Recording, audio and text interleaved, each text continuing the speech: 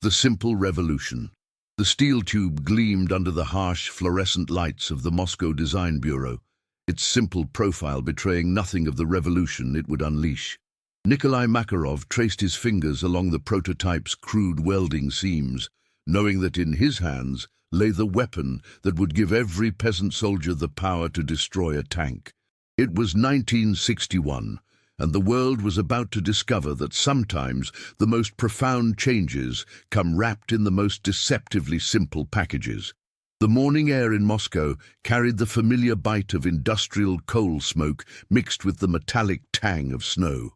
Through the frosted windows of the State Research and Production Enterprise, Nikolai could see workers hurrying through the courtyard, their breath forming small clouds in the February cold.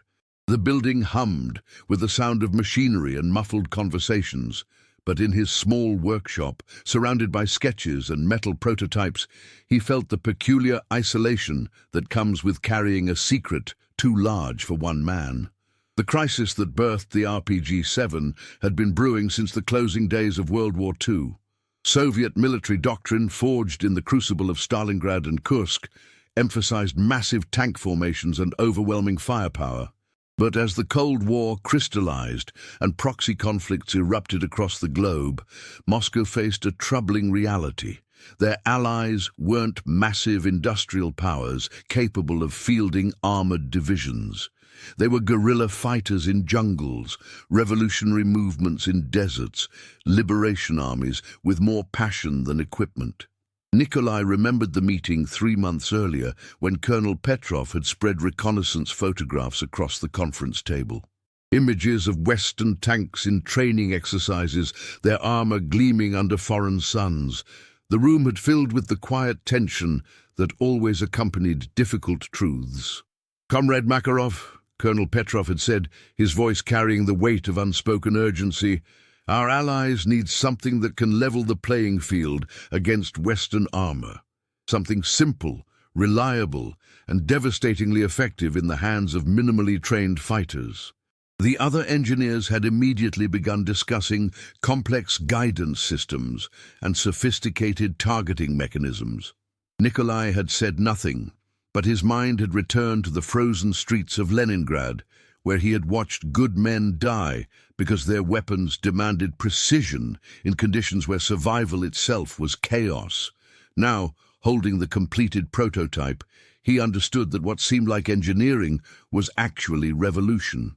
The tube in his hands weighed less than 15 pounds, could be manufactured in any moderately equipped factory, and required no special training beyond what a farm boy might need to operate a tractor. Yet it could penetrate armor comparable to anything in NATO arsenals.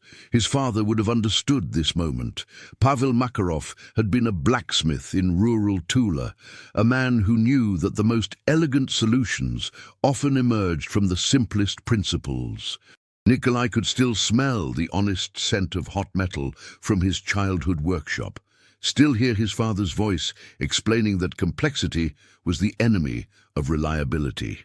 "Son," his father had told him one winter evening as they worked by lamplight, "the hammer that breaks is useless, no matter how beautiful its design. The tool that saves your life is the one that works when everything else fails." The door to his workshop opened with a soft creak, and Anna Volkov entered carrying 2 cups of tea. She was one of the few junior technicians who understood what his project truly represented, and her presence had become a quiet anchor during the long months of development. "The testing committee wants to see you at 1400 hours, she said, setting 1 cup near his workbench.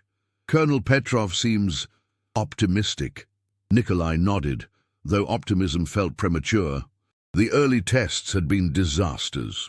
Range trials consistently failed, leading his critics to dismiss the project as exactly what Department Head Sokolov had called it: peasant fantasies. Senior engineers viewed sophisticated guided missiles and complex recoilless rifles as the inevitable future of infantry anti-armor capability. But yesterday, everything had changed. A junior technician had suggested testing the weapon at closer ranges against actual armor targets, and when the first warhead punched through the steel plate of a captured German tank, The testing facility had fallen silent. Here was proof that revolutionary simplicity could trump conventional complexity. "Anna," Nikolai said, still holding the prototype, "do you think we understand what this will become?" She paused, considering the question with the seriousness it deserved. "I think we're giving power to people who never had it before," she replied. "Whether that's revolution or evolution, perhaps history will decide." Outside, the Moscow winter continued its patient work, covering the city in the kind of pristine white that made everything seem possible. But Nikolai felt the weight of certainty settling in his chest. The weapon in his hands would change the world, not through complexity, but through its absolute, elegant simplicity. The question that haunted him was whether he was ready for the responsibility of what he had created. If stories like this make you question what you'd do in someone else's boots, tell us in the comments how you imagine you'd react in this camp, and stay with us for the next chapters. What happens when the power to change everything fits in one man's hands? Nikolai Pavlovich Makarov had never intended to become the architect of asymmetric warfare.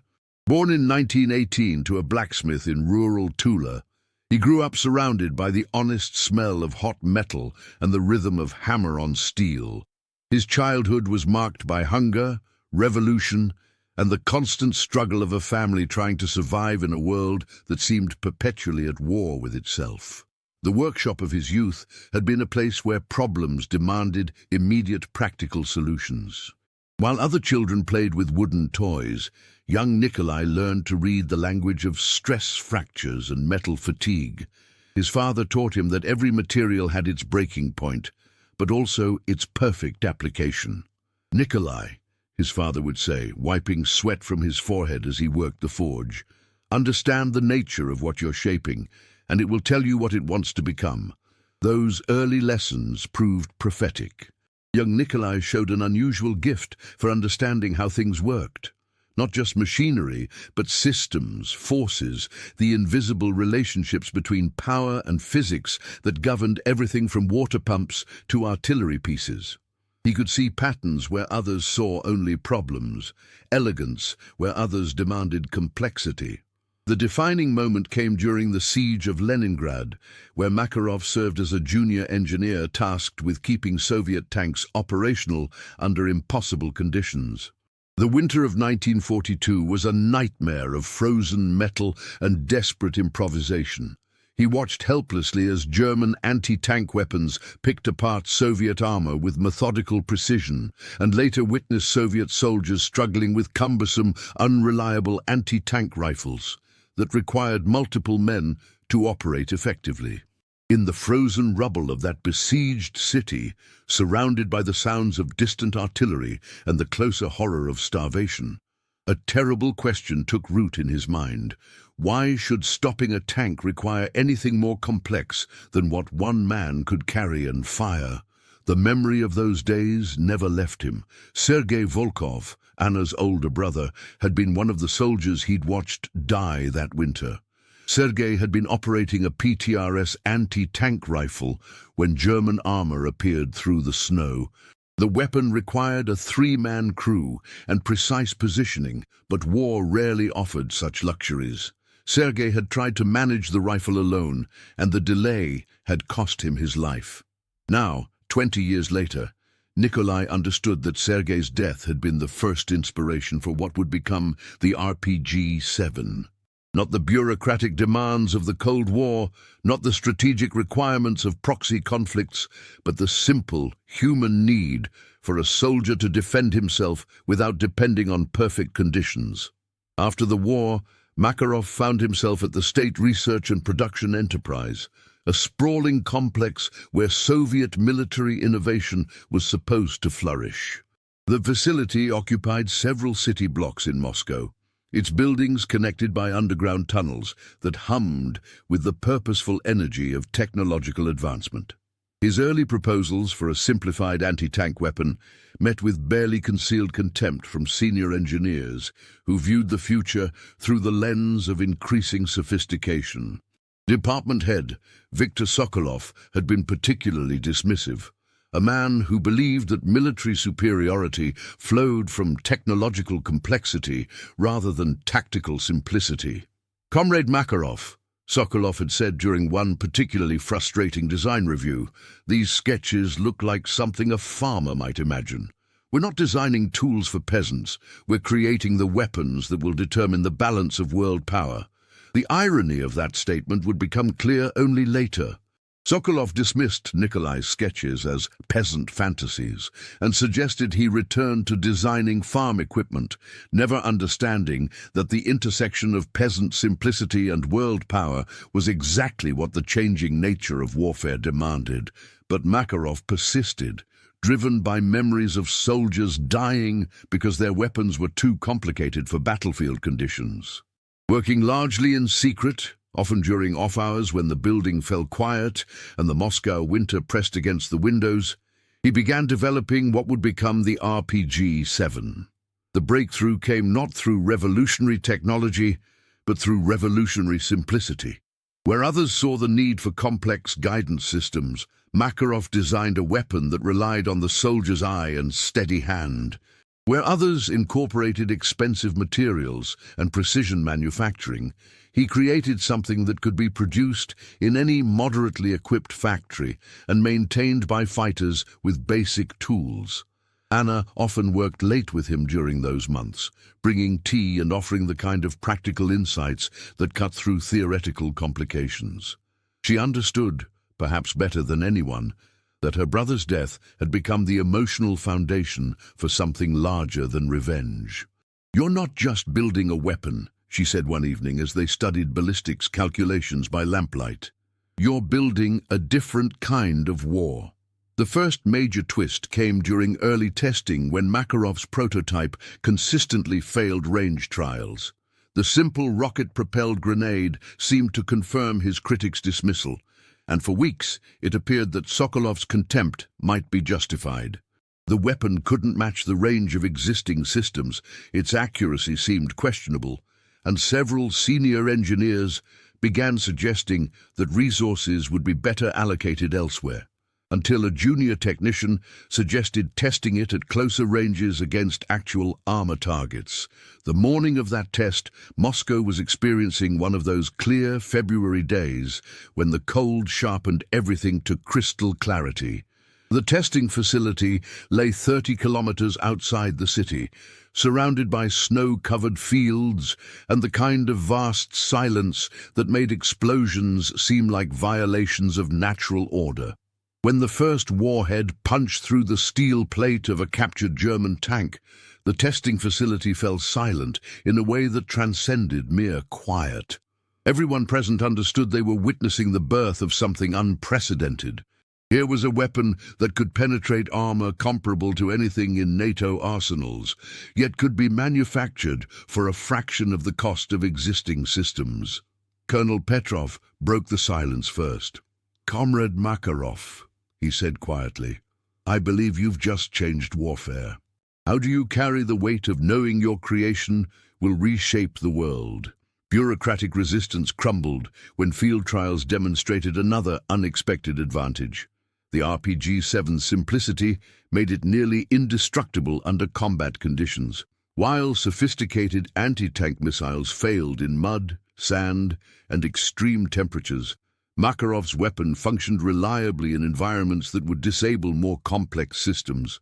The Soviet military, initially skeptical of anything that seemed too simple, began to grasp the strategic implications. The testing facility outside Moscow became a stage for quiet revolution. Over 3 weeks in March 1961, Nikolai watched as his creation proved itself in conditions designed to break conventional weapons. They subjected prototypes to Arctic cold that turned metal brittle, desert heat that warped precision components, and the kind of mud and moisture that rendered delicate electronics useless. Each test confirmed what Nikolai had suspected from the beginning. Complexity was the enemy of reliability. The RPG-7 emerged from every trial operational, its simple mechanical systems impervious to the environmental challenges that crippled more sophisticated alternatives. Colonel Petrov documented each test with methodical precision, understanding that these results would travel up chains of command that reached the highest levels of Soviet leadership. But for Nikolai, the most significant moment came when Anna received a letter from Vietnam. She found him in his workshop late one evening, the Moscow spring finally beginning to soften the winter's grip. Her face carried a mixture of excitement and apprehension that immediately caught his attention. "My cousin Victor is serving with military advisors in Southeast Asia," she said, holding a letter postmarked from Hanoi. "He writes about the challenges their allies face against American armor." Nikolai read the letter carefully.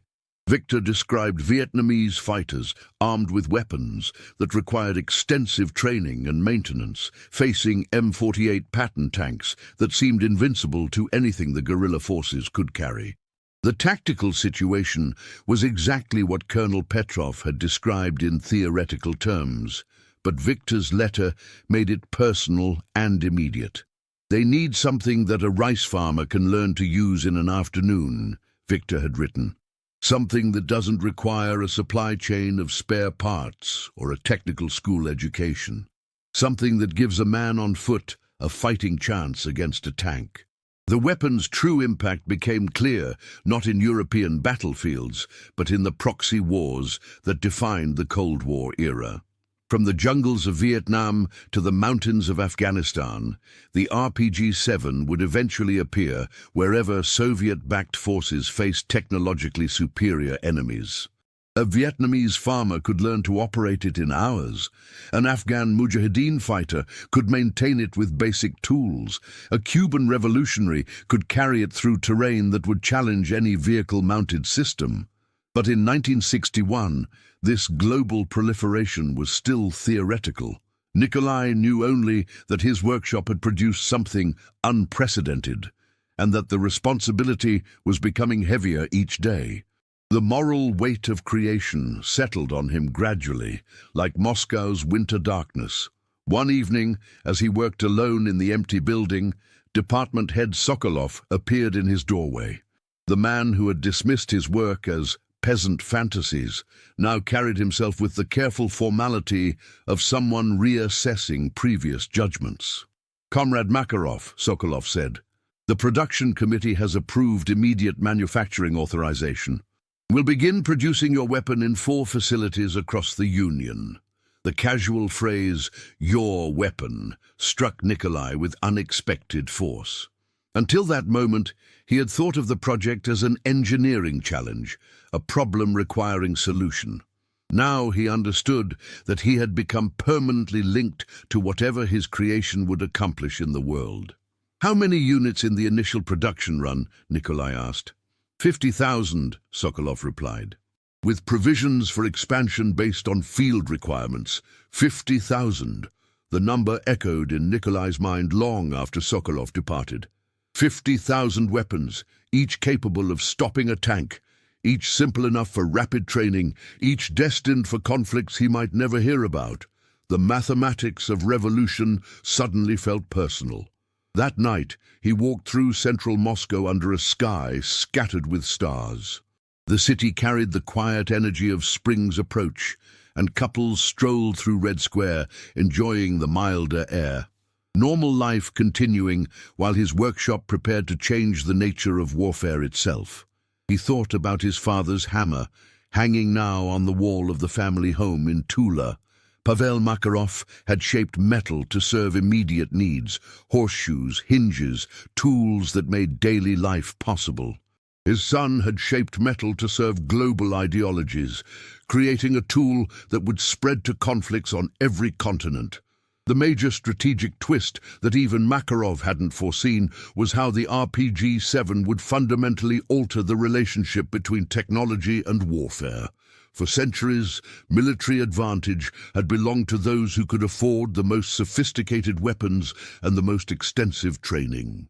Makarov's creation demonstrated that sometimes the opposite was true, that simplicity and reliability could trump complexity and precision, that asymmetric warfare could be more than just guerrilla tactics. In his Moscow apartment that night, Nikolai sat at his kitchen table and wrote a letter to his sister Katya in Tula. He wanted to explain what he had created, to share the mixture of pride and apprehension that filled his days. But when he tried to put his feelings into words, he found only questions. "I have built something that will give power to people who never had it," he wrote. "Whether this power will be used for justice or destruction, I cannot know. Whether I will be remembered as a creator or destroyer, I cannot predict. I know only that the world will be different because of what emerged from our workshop." He sealed the letter without sending it. Some truths were too large for mail, too complex for family conversations. The weapon that would reshape warfare had been born, but its creator was only beginning to understand the weight of what he had unleashed. Do you think you'd cling to what you were taught back home, or to what your own eyes see in a place like this? Comment which side you'd lean toward, and share this episode with someone who loves real human stories from history. When does an inventor become responsible for every use of his invention? As decades passed and the RPG-7 proliferated across the globe, Makarov watched his creation reshape conflicts he had never imagined. The weapon appeared in African civil wars, Middle Eastern insurgencies, and liberation movements on every continent. Each conflict revealed new tactical applications, new ways that infantry forces could challenge conventional military dominance. The summer of 1975 brought news that haunted Nikolai's quiet retirement in a Moscow apartment overlooking Gorky Park. Television reports showed his weapon being used in Vietnam, Angola, and the Middle East, but it was a photograph in Pravda that stopped his heart. A young Lebanese fighter, perhaps 17 years old, carried an RPG-7 through the rubble of Beirut.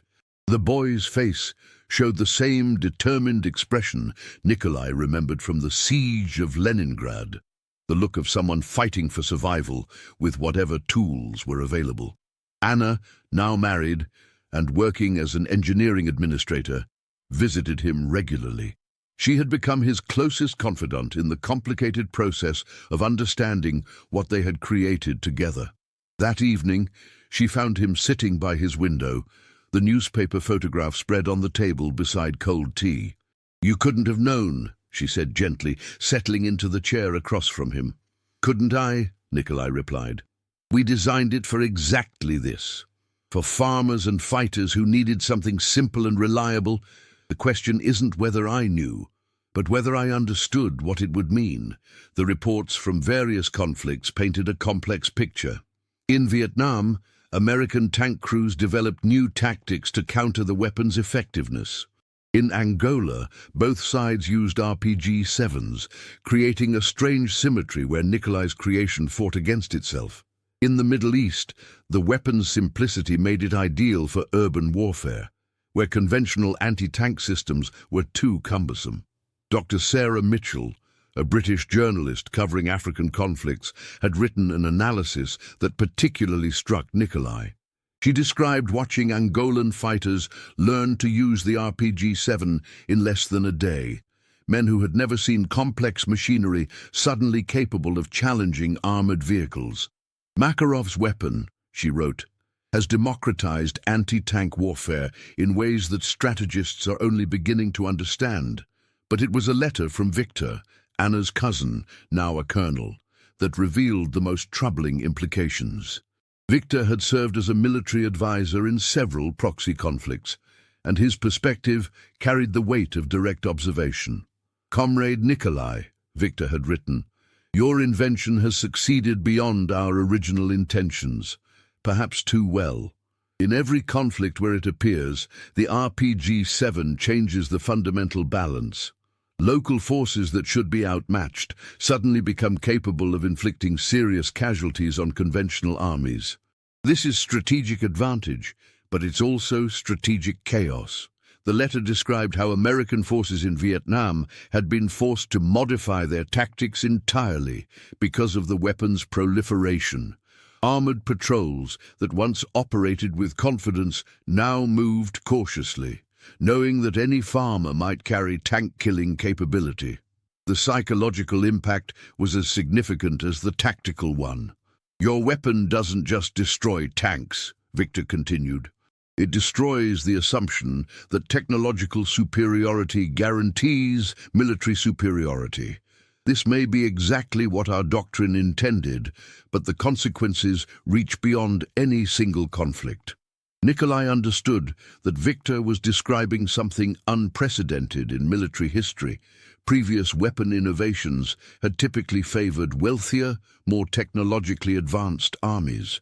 The RPG-7 reversed this pattern, giving asymmetric advantage to forces that lacked industrial infrastructure. One evening, as Moscow experienced one of those endless summer twilights that made the city feel suspended between day and night, Nikolai walked through neighborhoods where construction cranes reached toward the sky like mechanical prayers. The Soviet Union was building its future with concrete and steel, creating a world where technological advancement seemed to promise solutions to every human challenge. But his weapon suggested a different truth, that sometimes the most profound changes emerged not from complexity, but from elegant simplicity. The RPG-7 had proven that a tool designed in a modest workshop could influence global conflicts more significantly than systems requiring massive industrial investment. He visited his father's old workshop in Tula that summer, now converted into a small museum celebrating local industrial heritage. The hammer and anvil remained in their original positions, and the smell of old metal still lingered in the air. Standing in that space, Nikolai felt the full circle of his creation's journey from blacksmith's wisdom to global influence. The museum curator, a young woman named Elena, recognized him despite his request for anonymity. "Comrade Makarov," she said quietly, "my grandfather worked with your father. He always said Pavel could see what metal wanted to become." "And what did my creation become?" Nikolai asked. Elena considered the question with surprising seriousness. "It became exactly what you designed it to be," she replied. "The question isn't what it became, but what we become because of what it can do." That evening, Nikolai called Anna from his hotel in Tula. "I've been thinking about responsibility," he said. "Not legal responsibility, but moral responsibility. For every use, every consequence, every change that flows from what we created." "And what have you concluded?" Anna asked. "That responsibility doesn't end with intention," Nikolai replied. "It begins there, but it doesn't end there. We created something that would change the world, and now we must live with all the ways it changed." The profound irony was not lost on its creator. In seeking to provide Soviet allies with effective anti-tank capability, Makarov had inadvertently created the template for modern asymmetric warfare. His simple, reliable weapon demonstrated that in an age of increasingly complex military systems, sometimes the greatest advantage lay in fundamental mechanical principles applied with elegant efficiency. But understanding irony provided no comfort. The weapon existed, it proliferated, and its influence expanded with each conflict. Nikolai had given the world a new kind of power, and power, once released, followed its own logic regardless of its creator's intentions. How much of the future can one man carry on his conscience?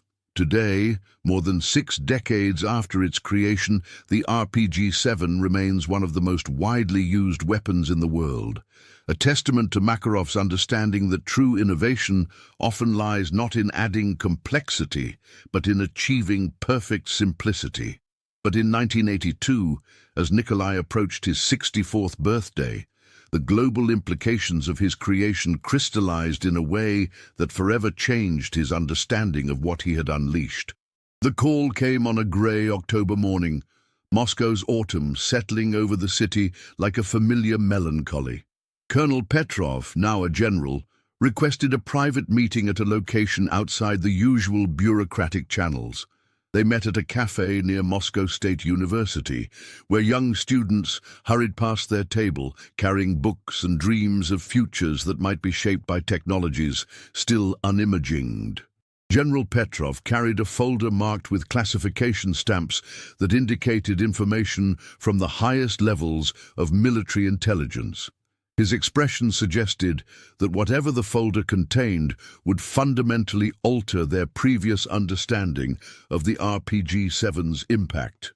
"Nikolai Pavlovich," Petrov began, using the formal address that indicated serious business, "we need to discuss what your invention has become." The folder contained reports from Afghanistan, where Soviet forces had been engaged since December 1979. But these weren't the sanitized briefings that appeared in Pravda. These were operational assessments that revealed a truth both shocking and inevitable. Afghan Mujahideen fighters were using RPG-7's, Soviet-designed weapons, to destroy Soviet tanks. "How is this possible?" Nikolai asked, though part of him already understood the answer. "Your weapon's simplicity made it ideal for covert distribution," Petrov explained. "But that same simplicity made it impossible to control once distributed. The Mujahideen acquired RPG-7s through captured stockpiles, black market sales, and deliberate provision by American and Pakistani intelligence services. The central revelation struck Nikolai with devastating clarity. His creation had become a weapon that could be used against its creators. The elegant simplicity that made the RPG-7 perfect for Soviet allies also made it perfect for Soviet enemies. American strategists had recognized this irony and were actively exploiting it. One report, translated from a CIA assessment, described the RPG-7 as the most significant tactical advantage available to irregular forces worldwide. American military analysts had studied the weapon's design and concluded that its simplicity made it nearly impossible to prevent proliferation. Any conflict involving RPG-7s would inevitably see the weapon used by multiple sides. "The Americans are providing them to the Mujahideen?" Nikolai asked. "Among others," Petrov confirmed. "Your invention has become what strategists call technology transfer. We created it, but we can no longer control who uses it or how. The philosophical implications overwhelm the tactical ones." Nikolai had designed the RPG-7 to serve Soviet strategic interests by enabling Allied forces to challenge technologically superior enemies. But the weapon's fundamental nature, its simplicity, reliability, and effectiveness, transcended political boundaries. It served anyone who needed to stop a tank, regardless of ideology. That evening, alone in his apartment, Nikolai reread every report in Petrov's folder. Soviet tank crews in Afghanistan described facing weapons identical to those they had trained with. The psychological impact was devastating. They were being killed by their own technology, used against them by fighters who had learned to operate it in hours rather than months. One report, written by a Soviet tank commander named Captain Alexei Volkov, Anna's nephew, described the surreal experience of recognizing the weapon that killed his crewmate. "The Mujahideen fighter couldn't have been older than 16, Volkov had written. "He appeared from behind a rock formation, carrying an RPG-7 that looked identical to the ones in our own inventory. When the warhead struck our tank, I understood that we weren't just fighting an enemy. We were fighting our own creation turned against us." The next morning, Nikolai called Anna and requested an urgent meeting. They met in Gorky Park, where autumn leaves drifted down like fragments of discarded plans. The weight of what he had learned showed in his posture, his expression, his careful choice of words. "Anna," he said, "do you remember when you told me I was building a different kind of war?" "Yes, you were more correct than either of us understood. I didn't just build a different kind of war. I built a war where the distinction between ally and enemy becomes meaningless, where any fighter can use the same weapon against any tank." Anna absorbed this revelation with the same analytical precision she had brought to their original workshop collaboration. "You're describing the democratization of military power," she said finally. "Not just giving power to Soviet allies, but giving power to anyone who can acquire the weapon." Exactly. And acquisition, we've learned, is simply a matter of supply chains and political convenience. The Americans supply our weapon to fighters who use it to kill Soviet soldiers. We supply the same weapon to fighters who use it to kill American allies. The weapon serves warfare itself, not any particular side in warfare. This realization represented the central secret that had taken 20 years to fully reveal. The RPG-7's true revolutionary impact wasn't tactical, but structural. It had changed the fundamental relationship between technology and power, making tank-killing capability available to any force willing to accept its acquisition. Dr. Sarah Mitchell, the British journalist, had published a new analysis that captured this transformation perfectly. She described the RPG-7 as the first truly post-national weapon, noting that its proliferation followed conflict patterns rather than alliance structures. Makarov's invention, Mitchell wrote, represents the moment when weapon technology became independent of the political systems that created it. The RPG-7 doesn't serve Soviet interests or Western interests. It serves the interests of anyone facing armored opponents, regardless of ideology. That night, Nikolai wrote in his journal for the first time in decades, "I believed I was creating a tool to serve my country's strategic goals. Instead, I created a tool that serves war itself. The question is no longer whether this was right or wrong, but whether I can live with the knowledge that my life's work has become larger than any intention I ever held." In the end, the mind behind the weapon had given the world more than just another military tool. He had proven that the power to change the balance of warfare could emerge from the most humble workshops, designed by engineers who understood that the best solutions are often the simplest ones. But he had also learned that simplicity, once released into the world, follows its own logic regardless of its creator's hopes or fears. What do you do when your creation grows beyond your ability to control or even understand it? In the winter of 1995, 13 years after his devastating realization about Afghanistan, Nikolai Makarov sat in his Moscow apartment reading newspaper reports about conflicts in Bosnia, Rwanda, and Chechnya. Each headline confirmed what he had come to understand. The RPG-7 had become a permanent feature of human warfare, as common and inevitable as hunger or hope. Anna visited him that December evening, carrying news that would provide unexpected closure to questions that had haunted him for decades. She had been contacted by an international research organization studying the global impact of Cold War military technologies. They wanted to interview Nikolai for a comprehensive historical assessment. "They're calling it the Weapons Legacy Project," Anna explained, settling into her familiar chair near his window. "Researchers from 12 countries, examining how specific innovations changed military history. And they want to talk to the man who democratized tank warfare," Nikolai replied, with gentle irony. "They want to understand the human story behind the technical achievement," Anna corrected. "Dr. Mitchell is leading the project. The same journalist whose analysis you found so insightful." The interview took place in Nikolai's apartment the following week. Dr. Sarah Mitchell proved to be a woman in her 60s with the kind of calm intelligence that made difficult conversations possible. She had covered conflicts on 4 continents where the RPG-7 appeared, and her perspective carried the authority of direct observation.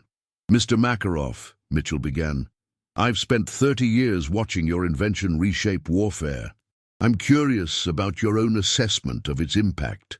Nikolai had prepared for this question, but the answer still required careful consideration. "I created a tool that I thought would serve specific political purposes," he replied. "Instead, I created a tool that serves warfare itself. The RPG-7 doesn't discriminate between causes or ideologies. It serves anyone who needs to stop a tank. Do you regret its creation?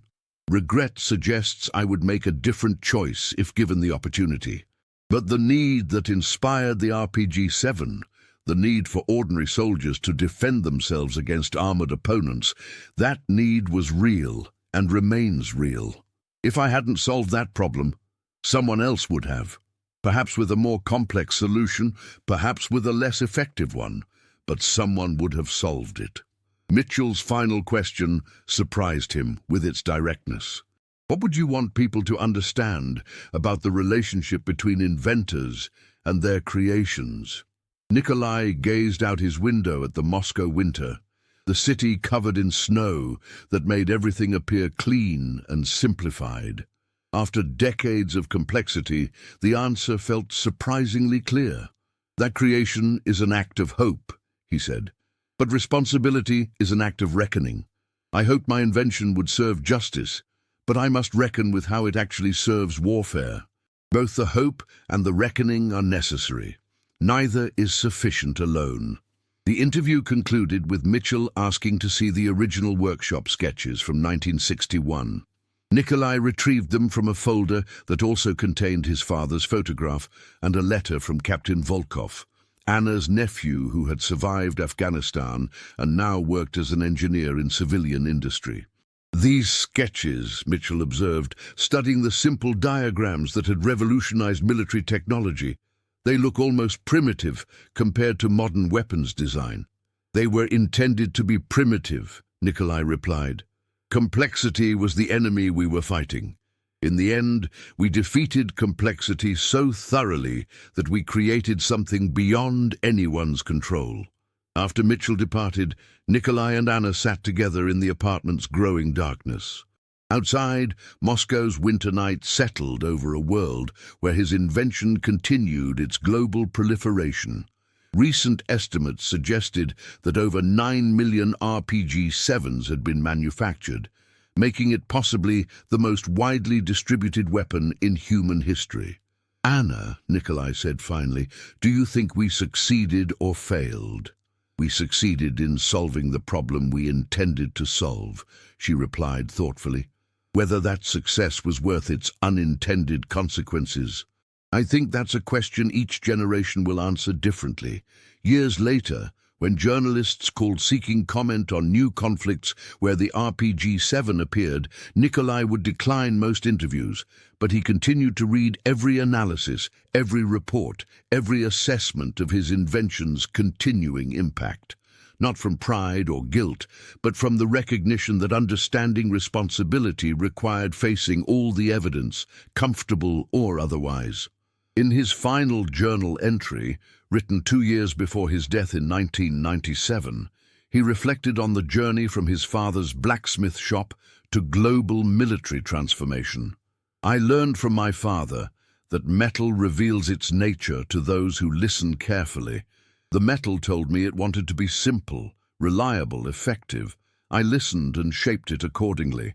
What I failed to understand was that weapons, once shaped, begin shaping the world in return. They create their own necessities, their own logic, their own momentum. The steel tube I held in the Moscow workshop in 1961 gleamed with possibility. Today, more than 6 decades later, identical steel tubes gleam in workshops and ammunition depots across every continent. They have become part of warfare's grammar, as basic and permanent as bullets or boots. I cannot change what I created, nor would I unmake it if I could. The need it serves is real and will remain real as long as soldiers face tanks. But I have learned that the power to change the world comes with obligations that extend far beyond intention. Creation is easy. Living wisely with the consequences of creation, that is the work of a lifetime. On the morning of his funeral, Anna placed a simple steel tube, not a weapon, but a piece of raw material from her uncle's blacksmith shop, on Nikolai's grave. It gleamed in the spring sunlight, carrying no threat and no promise, simply the potential for shaping that had defined his entire life.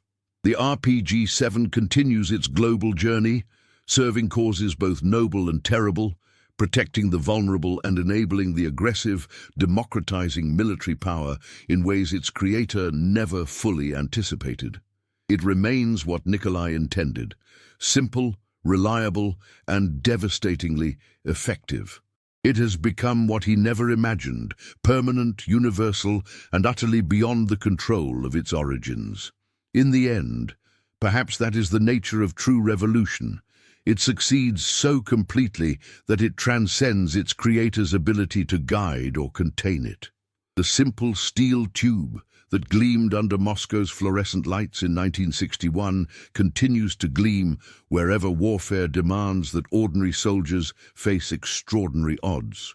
Whether this represents humanity's triumph or tragedy may depend entirely on which end of the weapon you find yourself facing.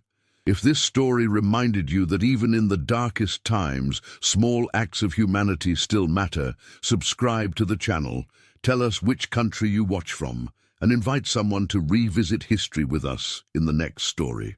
Sometimes the most profound changes come wrapped in the most deceptively simple packages, and the hardest burden to carry is not failure, but success beyond all imagining.